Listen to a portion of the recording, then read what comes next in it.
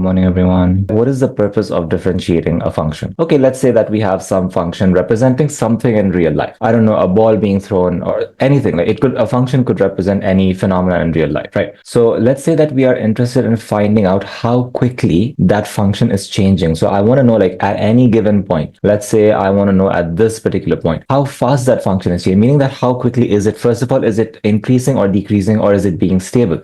Well, by looking at it, I can tell that yes, it is increasing, but I want to know how quickly it is increasing. Okay. For any maybe engineering purposes, you want to be very precise that at this very specific point, how much is it increasing? Because if you look at it, yeah, it's sort of increasing. You can kind of tell that by drawing this sort of very rough gradient. You can, this tangent line, you can say that, okay, it's increasing about this much, but you don't know exactly how much that is. You can find the gradient of that line, but all of this is a manual process and it takes time and it's not accurate. This is the idea of differentiation, where we are going to have sort of like an automated process to give us the gradients at each of those points. We realize that the process is time consuming because, okay, if let's say I want to know the gradient at this point, right, at this x value, so I would need to draw a straight line here, right? I would need to get to that value. I would need to draw a tangent line, and then I would see that, okay, the tangent is going down, but like at what rate? So I would need to find the gradient of that. So at every single point, doing that is very time consuming. So some obscure guy named Newton, you might have heard of him. What he did was he realized that there is a way that we can automate this. And he actually invented this branch of mathematics called calculus. Okay, calculus is basically what differentiation is comprised of. And we have integration, which is sort of like the opposite process, but differentiation is one big part of calculus. And calculus itself, by the way, is quite an important topic especially in applied mathematics in fields like engineering and stuff.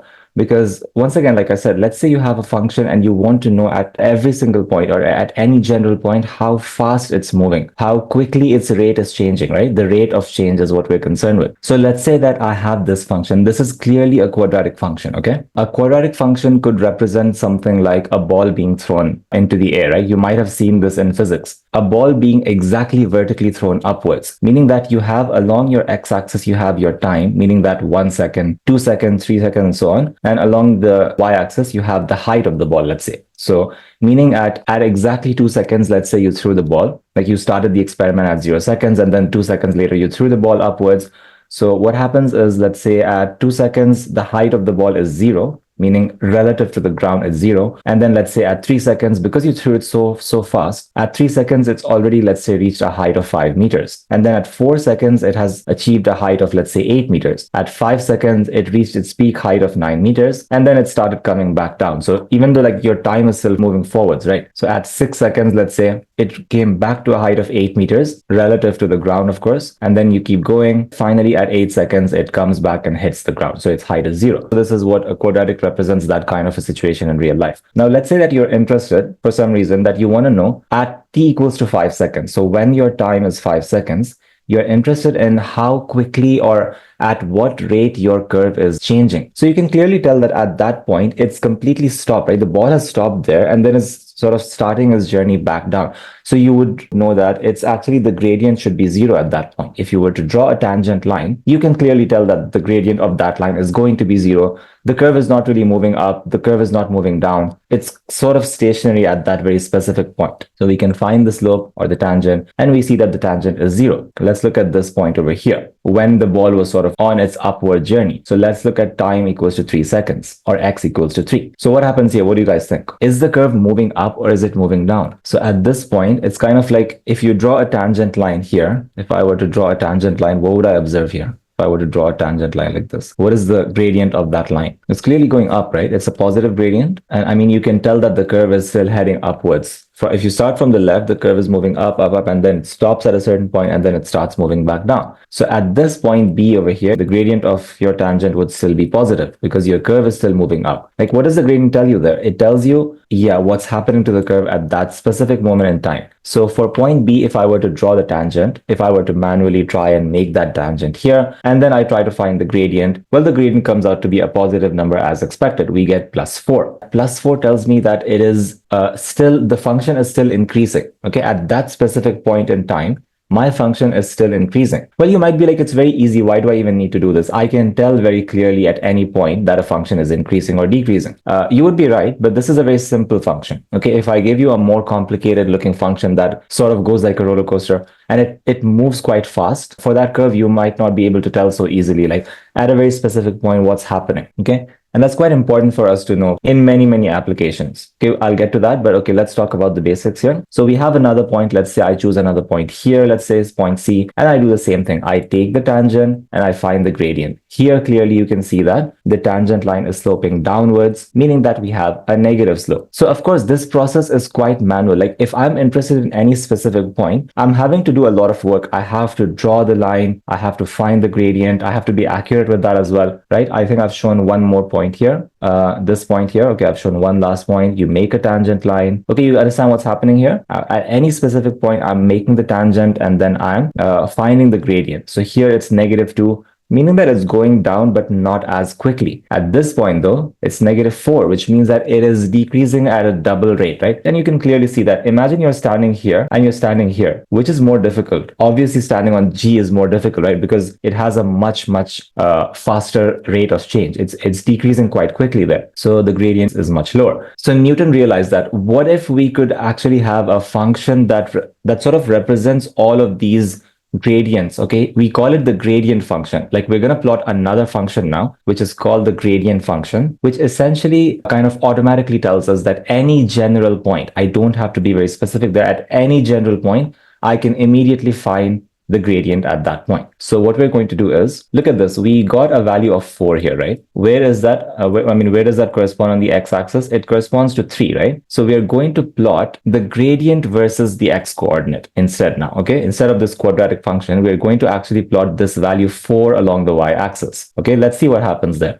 So if I were to plot this point 3, 4, right? I'm looking for the point x is 3 and the gradient, okay, the gradient at that point is 4. So I'm going to plot the point 3, 4. Where does that happen to be? Okay, that happens to be right here at that point, some random point in space, it looks like. That point is 3, 4.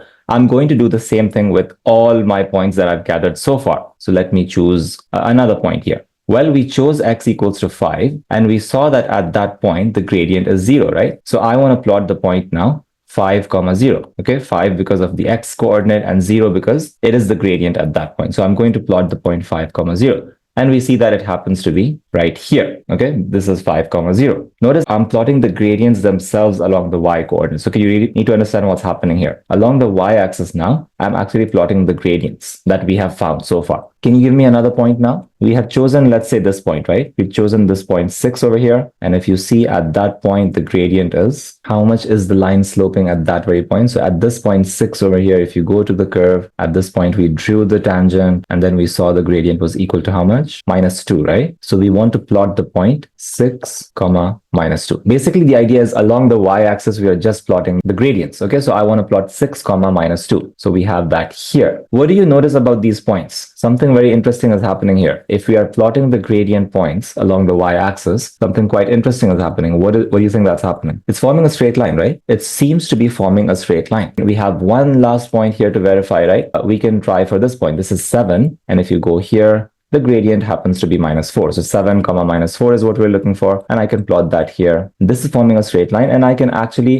join all of those points to create a straight line. This red line that we have obtained is known as the gradient function. Its use is to tell us what is the gradient of this quadratic curve at any given point. Now, instead of having to manually get the tangents, get the gradients, I can simply do this. If I'm interested at the gradient at x equals to 1, the curve is not even existing there. Let's talk about where the curve exists. Let's say at x equals to 4. If I'm interested in what is the gradient at x equals to 4, I don't have to go all the way up here, make a tangent, find the gradient, and then give me the answer. Instead, I can look at where this meets the gradient function. It happens to meet it right here. So that will immediately tell me that my gradient at that point is going to be +2. What if I'm interested in another point, let's say 7? So 7, I would need to go, again, I would need to see where it actually goes until the function, right? And then I go here. Yes, okay, it tells me that at x equals to 7, the gradient is -4. So we are able to now, without having to draw any tangents, we are able to find the gradients. Now, How do we actually get this though? How do we, is it like, wouldn't it be good if we have a way to get this red line function without having to draw anything at all? Like in a way, we actually had to do some work here, right? We actually had to find the gradient, find the gradient, find the gradient. So we had to take some samples, and then from those samples, we're able to create the gradient function. What if there was a way to get this gradient function instantly just by looking at the equation that we have? Well, we do have a way to do that. That is in fact what differentiation is. And we're going to talk about the rules of differentiation and how to exactly get this function,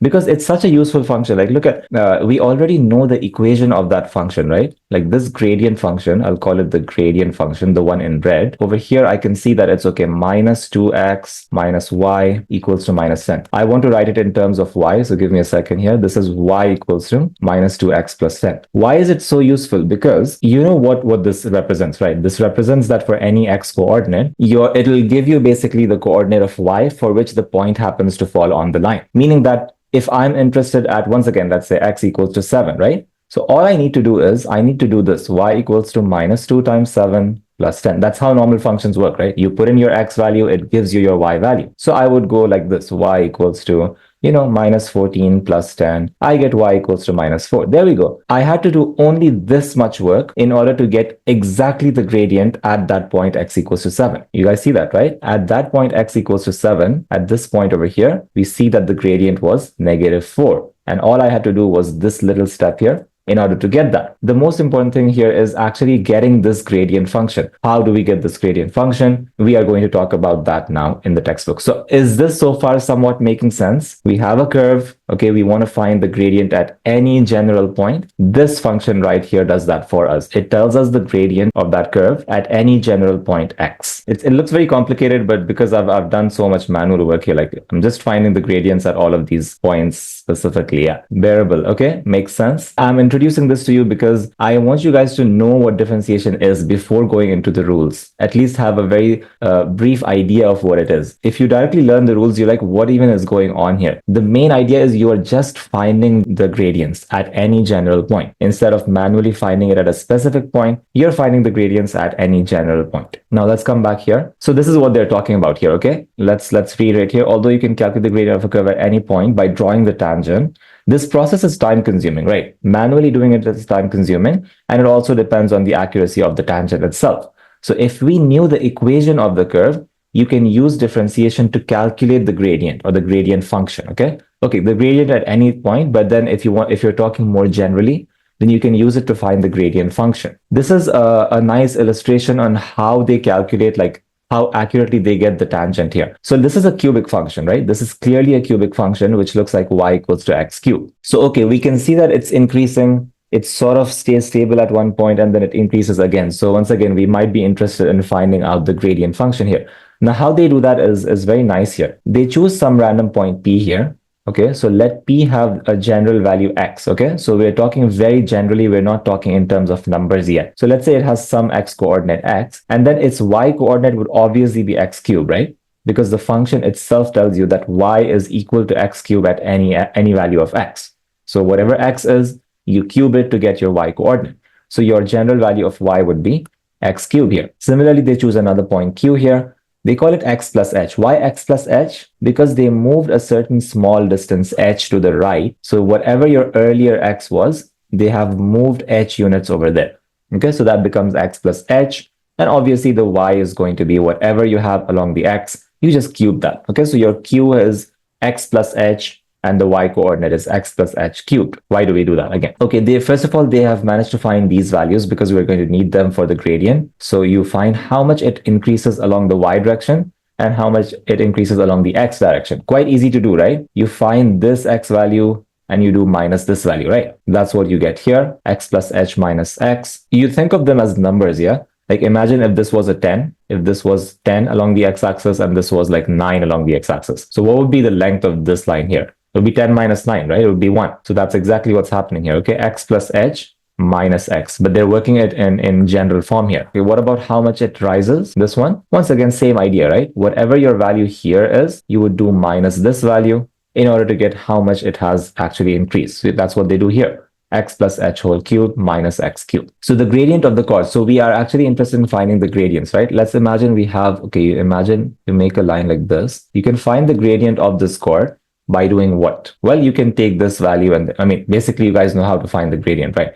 You take the how much it increases along the y direction divided by how much it increases along the x direction. So this is what you get. You can simplify those. I'm not going to go through the working here. Eventually, okay, you open up the brackets, you do some simplifications, you get this. Okay, you get this kind of an expression, which is 3x squared plus 3xh plus h squared. Now, the idea is we are interested in finding the gradient at any one point, right? Here, what they've done is they've started by taking 2 points and they're somewhat farther apart. And what they're doing is they're slowly but surely, they're trying to get the P and Q closer and closer together until it gets so close that essentially you can even consider it to be the same point, sort of like it's so close that if I zoom in over here, and let's say I want to choose my new Q to be over here. Like this difference is so infinitesimally small that my H value over here, do you see that little triangle I made? That H value, how far I'm going along the X direction is basically negligible. Once again, let me repeat. If I have my P here and I have got my Q value, let's say here, very close now.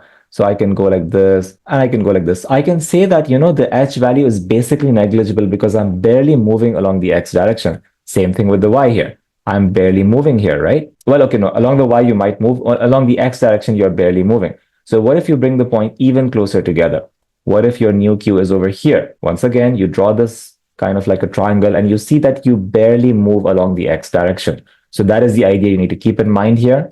Here, what they're doing is, and this is just an illustration, by the way, you don't really need to apply this. This is just an illustration of how you would do it manually. So like I said, your H value is actually getting smaller and smaller. So this is what they say. As Q gets closer to P, your H value takes smaller and smaller values, and the gradient approaches the value of 3x squared. Why 3x squared? Because this is essentially 0. This is essentially 0. So eventually we have estimated the gradient for a very small change in x to be 3x squared. This is how we have managed to find. So your original function was y equals to x cubed, and we have managed to find the gradient function, sometimes called the derivative function, as normally we would call it fx, right? You call it fx. Your original function was x cubed. We have managed to find the derivative function, which we normally represent by this dashed line, as 3x squared. So this essentially tells us the gradient at any general point x. If I wanted to find the gradient of this function at x equals to 5, all I would need to do is substitute this x with 5, and whatever answer I get, that would be the gradient of the function at the point x equals to 5. Once again, this is just a manual illustration that you don't have to worry too much about. What we are concerned with, how on earth do I get this function from this function? Okay, this is what we are concerned with. How do I know? By looking at the function, how am I going to get my gradient function? This is where we go into the rules of differentiation. I think there's some more, okay, they're talking a bit more here. Are some of the rules given in the exam sheet? There's only, I'm not sure actually. I don't think they give the basic ones, like the very basic algebraic differentiation rule in the exam paper. So anyway, this is what we have here. We had our original function fx equals to x cubed, and we managed to find the gradient function, or the differentiated function, I suppose you can call it. You've managed to differentiate your original function to get your gradient function, 3x squared. It's kind of like the same idea. Initially, if you remember, I started with x squared in the example that I showed you there. I started with x squared and I ended up with a linear equation. And here they started with an x cube and they ended up with a quadratic equation as the gradient. So there is a pattern here. The pattern is that whenever you start with any power function, your gradient function will be 1 power less. Okay, keep that in mind. That's actually quite useful to think about. If you have any function, you look at the power is 2, right? So your gradient function is going to have a power of 1. Everything else might change, like the numbers might change, but the power will be 1 number lower. So this is what they're talking about once again, yeah? So basically they've zoomed in so much. They have zoomed in so much here, but obviously they can't plot those points really, really close. So they're kind of zooming in a lot, but those P and Q are very, very close together, okay? And then they are basically drawing another little triangle here for the gradient, but here they're calling it dx instead, or delta x. They're calling it dx instead of h because they're trying to represent a very, very small change in x, okay?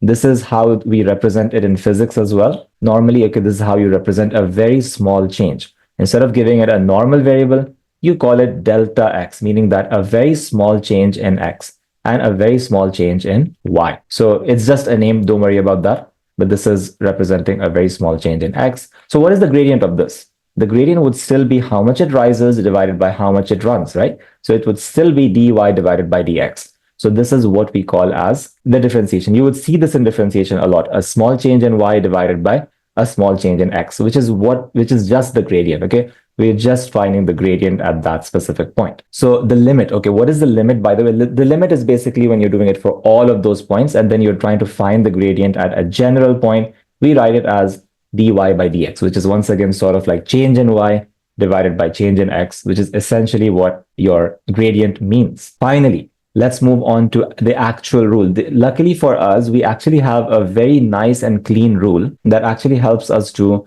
differentiate a function, to get that gradient function very, very easily.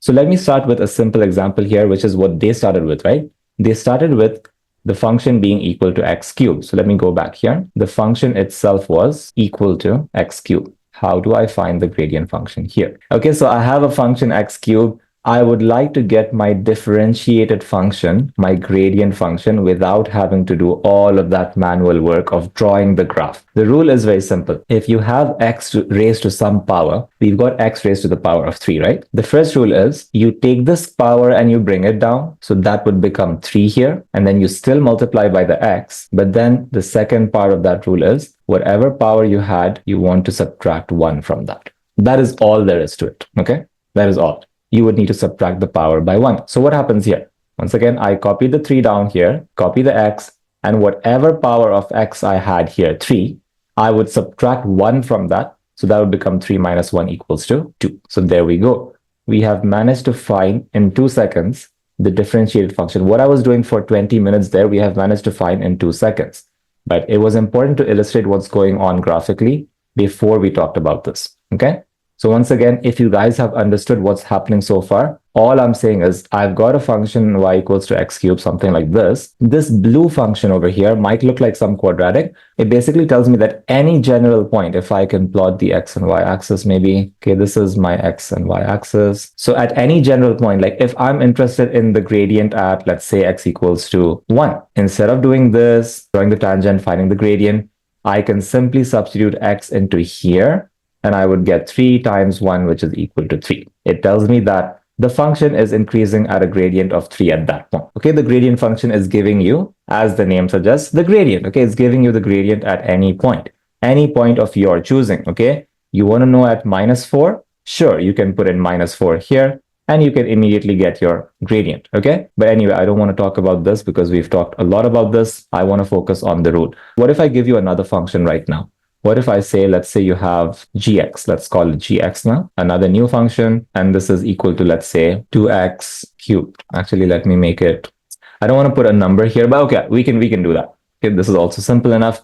Can you guys think of what is the differentiated function or what is the gradient function of gx? So try to think about the rule. Okay, those of you who know, it's obvious for you, but those of you who are new to differentiation. Okay, 2x squared. The first part of the rule, as I said, was you take this number, whatever power you have, and you bring it down here first. Okay, so you bring down the 3. Let's bring down that 3 here. 3 is here. And then, okay, don't forget about the 2. So I'm multiplying that. Okay, 2 is still there. So I leave that 2 there. And then I leave the x here. And then what is the second part of the rule? The second part of the rule was, like, you got it. Yeah, this power, you would need to minus 1. So when you minus 1, you do 3 minus 1, you get 2. So this is your gradient function, which you could simplify as 6x squared. Okay, you actually have to multiply these numbers because they're constants, right? You can multiply them. So instead of saying 3 times 2x squared, you're going to say this is 6x squared. So once again, the gradient function of this red one is 6x squared. That tells you the gradient at any general point x. So this is one of the most basic rules. I think this is the only rule we're going to do for exercise 1. We have to multiply if there's a value in front. That is exactly correct. You would have to multiply. So basically it's like you're bringing down the 3 and then you're multiplying by whatever else you have here. So then you would simplify like this, right? If you have 3 times 2x squared, you would simplify it by saying it's equal to 6x squared. So that's what we're doing there. I think there are some examples here. Okay, this is the rule that they're talking about, by the way. If you have a general y equals to some constant k, x some constant, some constant n, the differentiated function would be, for now, let's say I call it fx, okay, a function in x. This is kx to the power of n. This is very similar to what I just showed you, right? So the differentiated function or the gradient function of that, I can represent it like this, is going to be, you bring down your n, you multiply by like this nkx. So what would you get here? You would get n times kx, and then this value would be -1. So you would go n minus 1. That is exactly what they're showing here, nkx to the power of n minus 1. And a good way to remember that rule is you multiply by the power of x, right? Basically, I mean, what do I mean when I say bring down the n? I'm just multiplying by that power, right? I'm multiplying by the power of x, and then I'm reducing the power by 1. Easy, right? Multiply by the power of x, and then you reduce the power of x by 1. So they're talking about the gradients of some other lines as well. Some special cases. Let's say the power of x is 1. By the way, why do they have y and dy by dx? It's exactly the same thing. It's just a different notation. So instead of calling it fx, we can call it y, right? Normally, that's how we say y equals to fx or something. Y equals to some function in x. So instead of calling it fx, you can also call it y. So if you're calling it y, in that case, the differentiated function would be, like we said, right? It's the gradient. It represents the gradient. So it would be a small change in y divided by a small change in x, okay? So the same thing as I did above, I can write it as this. Y equals to, let's say, 2x squared. So k is 2 here, n is also 2. What would be the differentiated function? The gradient function. Let me call it the gradient function for now. What is the gradient function? So this 2, you would need to multiply here. So this 2 you would sort of bring down, and then you copy down the rest of the function here. This is 2x. What is the last thing that you need to do? What do you need to do to this power here? You minus it by 1, right? First thing is you multiply by the power here. So we've done that. And then you reduce the power by 1. So you would do 2 minus 1, which is equal to 1. Okay, so eventually you get the gradient function as 4x. Okay, so this, instead of writing this gradient function, because I know it represents the gradient, so it's a small change in y divided by a small change in x, or in this case, a general change in y divided by a general change in x. So we represent it by saying dy by dx. That's all it is, okay? You should think of it as the gradient function and not something very scary. So dy by dx is just a small change in y divided by small change in x. Is it clear how I got 4x? Okay. So what about, okay, so far I've been talking about cubic functions, meaning power 3, and I've been talking about quadratic functions with a power of 2. What if I have a linear function with a power of 1? What do you think would happen there? So this is what they've talked about here. What if you have the line y equals to x, which is a linear function? What would be the gradient of a linear function? It's going to be constant, right? I mean, it's going to have a constant. So, okay, if you use the rules of differentiation here, they're getting 1 for this specific. Okay, if you have like a line x equals to y, which you guys know looks something like this, right? This is x equals to y. So you know that it's increasing at a constant rate all the time. There's no curve there. It's not suddenly changing its rate. It's always increasing at a very constant rate. So the gradient happens to be equal to 1. How did they do that without manually checking it? They also applied the same rule actually. Y equals to x to the power of 1 is what we have here. And if you want to find the differentiated function or the gradient function, you would say that dy by dx is equal to, same kind of thing. You bring this 1 here. So bring that 1 there, and then you keep the x, and then you reduce the power by 1. What is 1 minus 1? 1 minus 1 is 0. And you know that anything raised to the power of 0, anything raised to the power of 0 is just 1. So your gradient at any point along that straight line, doesn't matter what x value, it is independent of x. We say that this gradient function is independent of x. It has no x in the function itself. So no matter what value of x you take, absolute does not matter. You can go there and you can see that the gradient is always going to be 1. So this is for the line, the straight line, where your power of x is equal to 1. We can go one more step. What about a line which is not even increasing at all? The last example that I'll give here, what if you have a line y equals to some c value? Let's say this is my line here. This is a line that's actually not increasing at all, right? It's staying constant throughout. It doesn't have any increase or decrease. Let's say this is y equals to 4, let's say, yeah? So at this point, if I ask you, at a general point, let's say this one, at any general point, if I ask you, at what rate is this line increasing or decreasing? What would you say? So what is the rate of change of that line? How is it increasing or decreasing along the y direction? As I move along the x direction, how is it changing? Like at this point, what is the instantaneous change? Is it increasing? Is the function going up? Or is it the function going down? We're getting really deep into the imagination part here, okay? We're not so focusing so much on the pure formula and stuff because I really want you guys to understand this concept well. Like the same idea here, right? I asked you at this point what's happening. You said that it's increasing at a certain rate because you can clearly tell that before that and after that, like the function is below and the function is above. So yes, it is still increasing, right? So at this point, but this line is a constant, exactly. So that was my trick question. It's not actually increasing at all. So the gradient at that point is not minus, it's not plus, it's actually zero, right? The gradient at that point is equal to zero, meaning that it's not changing at that specific point in time. In fact, at any point, if you choose, any point you choose, it is never going to be increasing no matter where you go and see. This is always going to be a constant value. So we say that the differentiation of a constant value is zero, okay? The gradient, right? Once again, what does the differentiated function tell you?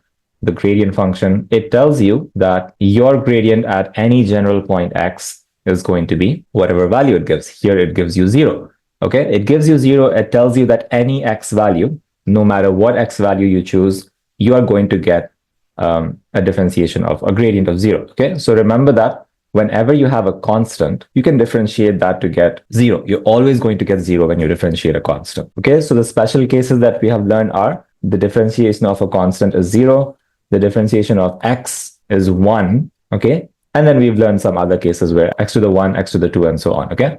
Keep in mind, we are differentiating with respect to x here.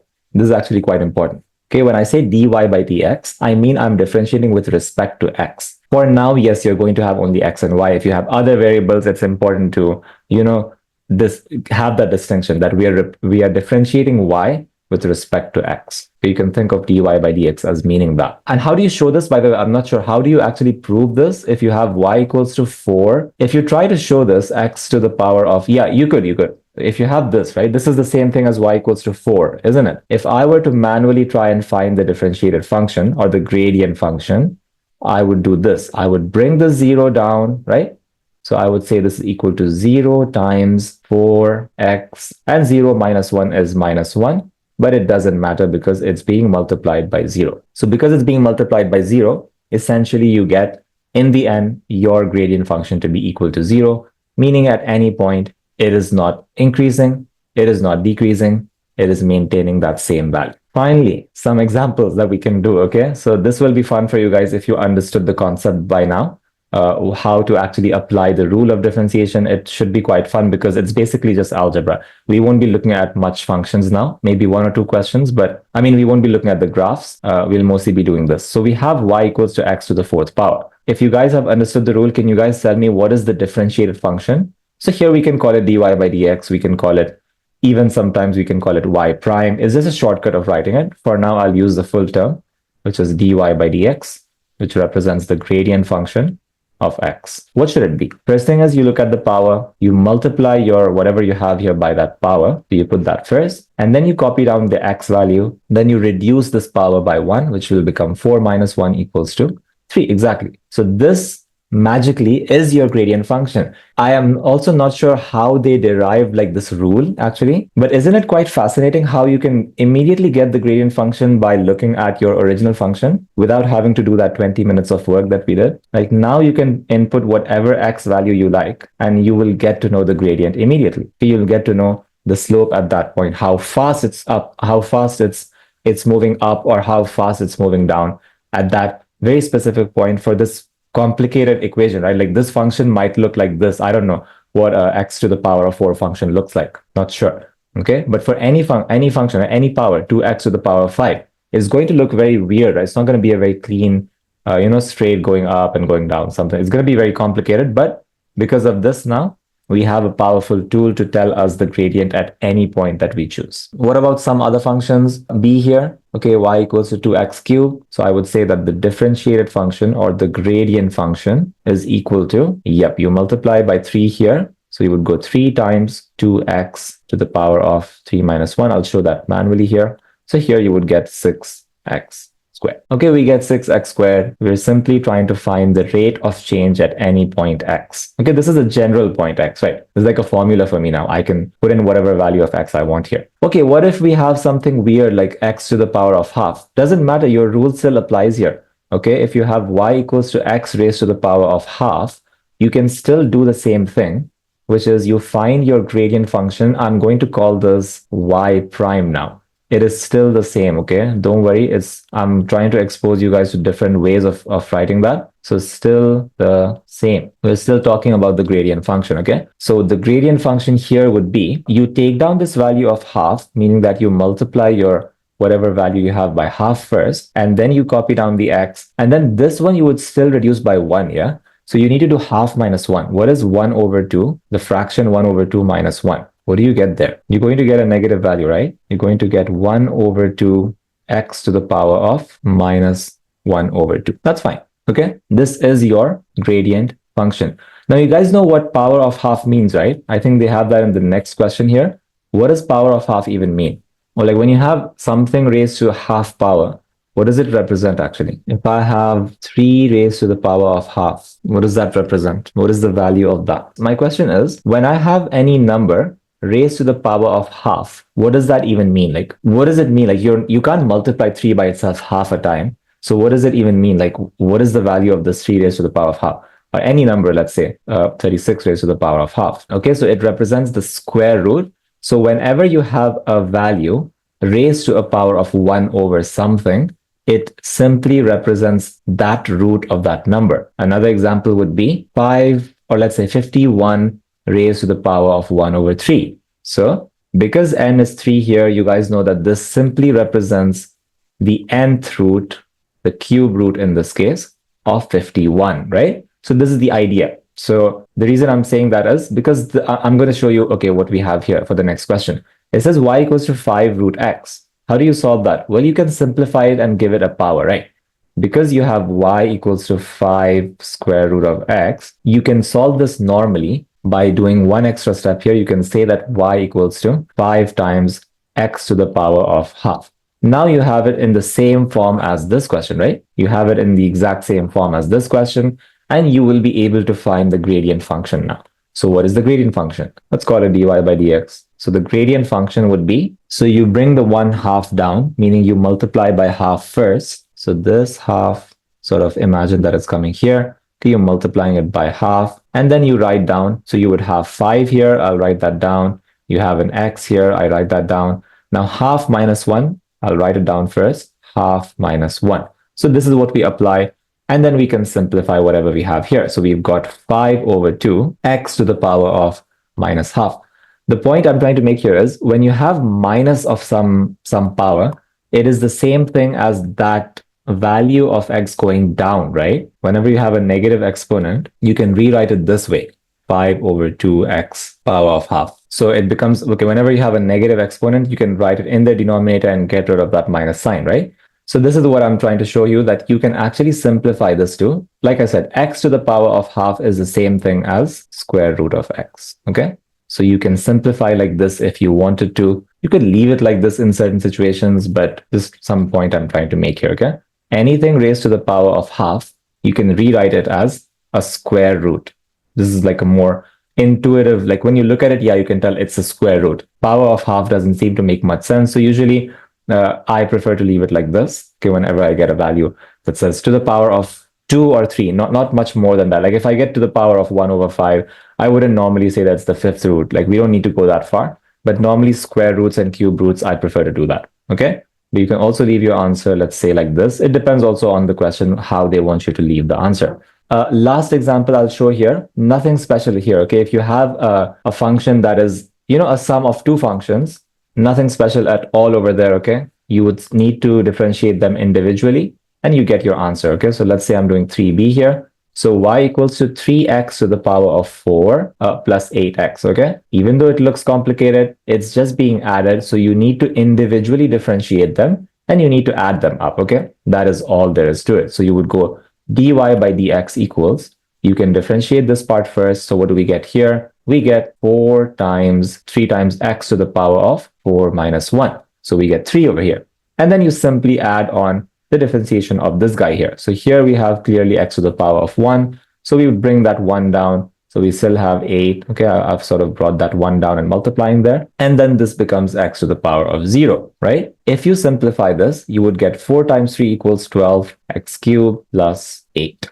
There we go. This is your differentiated function. No need to worry if you have an addition or subtraction. You can differentiate them independently and add on the values. Okay, guys? So please try some of these questions. They are interesting. They're going to be quite easy if you understand this one simple rule. At least this part of differentiation is going to be quite fun and easy, I will say, because it's just using some algebra, using some rules here, not really thinking about it much, not calculating much. Just remember that one rule. Multiply by the power, and then decrease the power by, not the quotient rule. Yeah, we're going to get to that, but okay. If you're good with this, then eventually, yeah, you'll be able to move on to more complicated stuff. I recommend that you try this question as well, some of these questions, okay? We didn't get time to do these because I was more focused on the theoretical part, but I really do believe it's important for students to realize what the heck they're doing when they're actually doing all of this. Now you guys know that, okay, we are finding the gradient function. Maybe we'll talk about this one in the next class. All right, so I will see you guys next week. Thanks. Thank you so much.